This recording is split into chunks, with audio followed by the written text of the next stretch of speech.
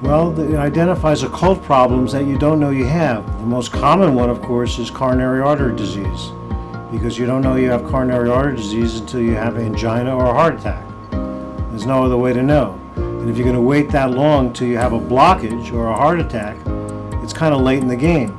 So part of what you get with a whole body scan is an evaluation of the heart, looking to see how much plaque is in your coronary arteries, and also to look at the function of the heart, how it's beating, the rhythm, how much blood is being pushed out with each beat, how the valves are working.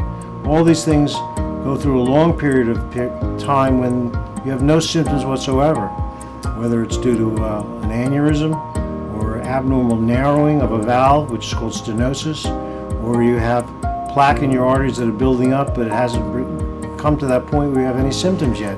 You can do something about it at an early stage.